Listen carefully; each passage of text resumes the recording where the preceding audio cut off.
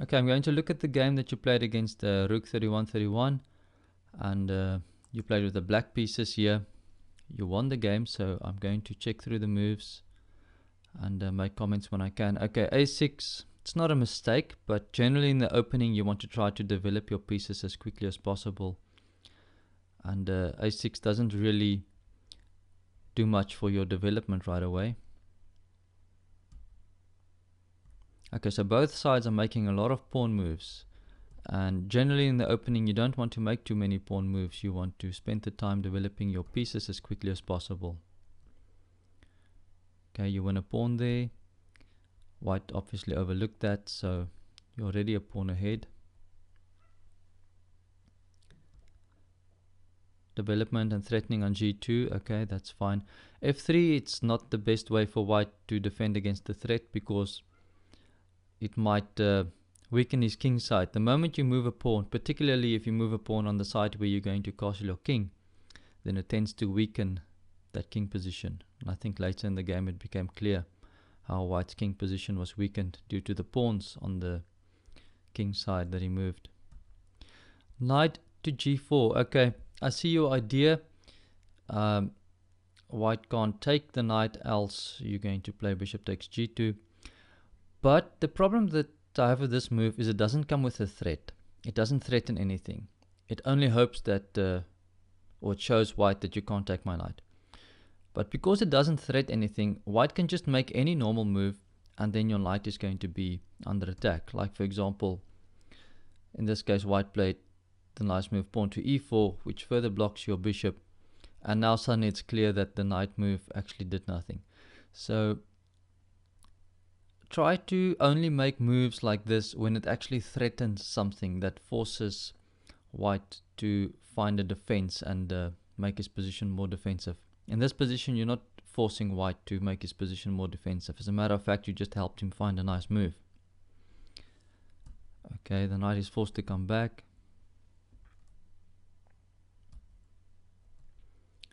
Okay, you're going on the attack here, and it's good to go on the attack, but you should try to develop the habit to never go on the attack until your king is relatively safe.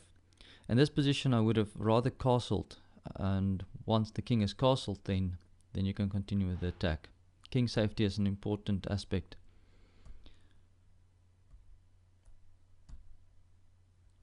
Okay, you're building a nice kingside attack, and white is not defending very well because he's pushing the pawns in front of his king. And the moment you push pawns in front of your king, you create weak squares that your opponent can exploit. Right, bringing more pieces into the attack.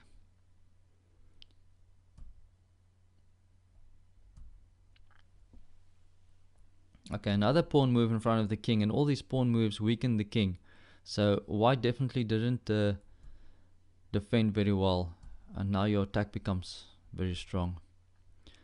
I don't think knight to f2 is the best idea here, because white can now get two pieces for his rook. So knight f2 was maybe not the best way to continue.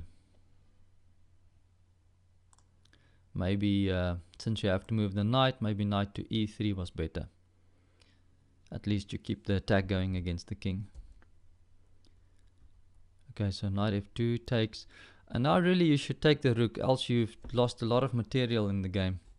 I see you didn't take the rook, and if I was white I would have done something. Instead of moving the queen, I would have done something to make my rook safe. Maybe play something like rook to f3, and I would be ahead in material.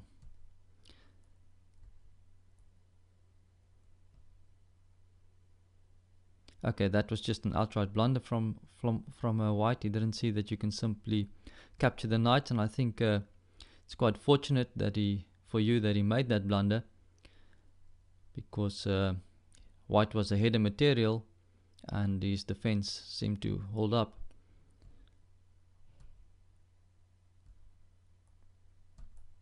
Queen to h5, okay. Now white plays rook to e1, threatening a discover check with the knight, and it's a problem that your king hasn't castled yet. And now you managed to castle just in time. I think if white was a bit more aggressive, he could have tried to bust open the center a bit earlier on and try to exploit your king position. But now maybe a bit late. Okay, bishop takes h3, very nice. That's a very nice tactic you saw, deflection, forcing the white queen away from the protection of the rook. And now suddenly I think white's position falls apart here.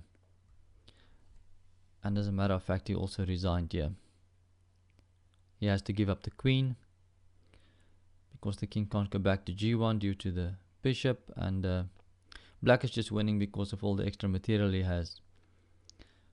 Okay, so congratulations with that win. Just to summarize, I think you should pay a little bit more attention to your king safety. Maybe in this game it wasn't so evident that your king safety was a problem, but I think the main reason why it wasn't so evident is because white didn't do much to exploit it earlier on. And then also white made too many weakening moves around his king. That's an important lesson you can also learn from this game. Don't push the pawns in front of your king unless it's absolutely necessary, because the moment you push pawns in front of your king, they create a lot of weak squares where the enemy pieces can come in. Okay, so I hope you learned something from this game, and enjoy your next one. Cheers.